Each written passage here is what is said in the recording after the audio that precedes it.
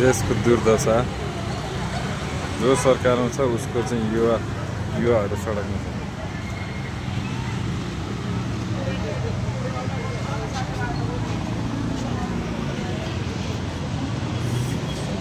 यो विषयमा के बोल्न चाहनुहुन्छ तपाईहरु?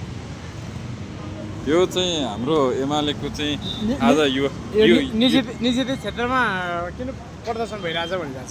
निषेधित क्षेत्र हो यो त सरकार हो नि त, यसले त यसको लागि त निषेधित क्षेत्र नै छैन नि त सरकारको मान्छेहरूलाई। के भन्नुहुन्छ यसमा? शक्तिको चरम दुरुपयोग हुन्छ। ए ल ठिक छ, धन्यवाद।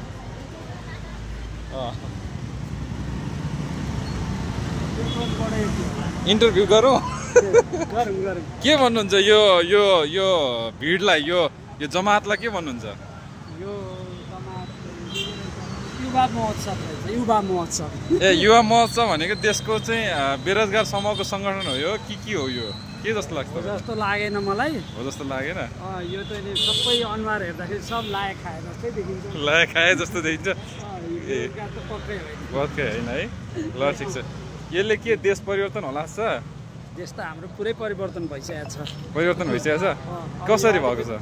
अब यस्तै गरेर यसलाई परिवर्तन भन्नु पर्यो। हो, रातो सातो हालेपछि परिवर्तन भयो? भएन त। भयो। महोत्सव छ, महोत्सव यो सबै चिज त त्यस्तै बेलामा हुनु त हो। ल धन्यवाद।